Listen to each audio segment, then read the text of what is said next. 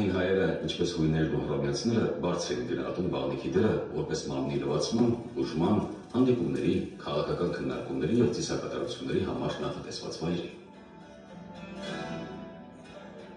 Երրորդ դարում կառուցված արքունիաց բաղնիքը բաղկացած է հաջորդաբար դասավորված 5 սենյակներից։ Բաղնիքի կառույցը կրկնում է Հռոմում ընդունված երկհատակ հիպոկաուս համակարգը, ջրամատակարարման, ջեռուցման և ջրահեղացման համադրմամբ։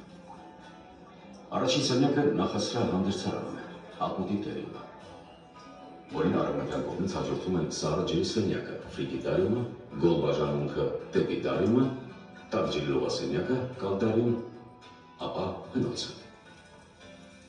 Կրակը տաքացրել է հնոցի վերևում գտնվող մետաղյա կացայի ջուրը, իսկ գոլն ու ծուխը միջհատակային տարածության միջով անցել են տաք ջրով լողարանի տակ, ապա սակավ ջերմությամբ գոլ բաժանմունքի տակ, այնուհետև նվազած ջերմությամբ հասել սառը լողարանի հատակի տակ։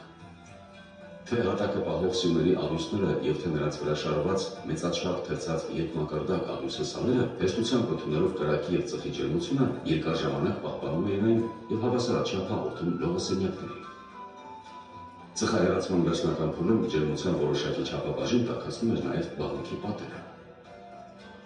Հատուկ ուշադրության արժանի նախասրահի հատակը զարդարող խճանկարը, որը Հայաստանում ամբողջությամբ պահպանված արվեստի նման գործի եզակի օրինակն է, պատրաստված 15 տարբեր երանգների բնական քարերից։ Կենտրոնական դրվագում պատկերված են ծովի աստվածություններ օվկիանոսն ու Թետիսը և դիցաբանական այլ կերպարներ։ Առկա հունարեն արձանագրությունը աշխատեցինք ոչինչ չստանալով։ Տեղիք է տալիս ենթադրելու, որ խճանկարը նվիրաբերվել էր արքային։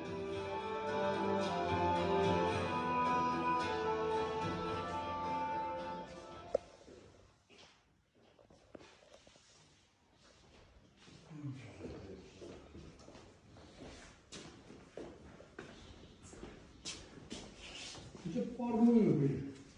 здесь. Непростой баня, а парную.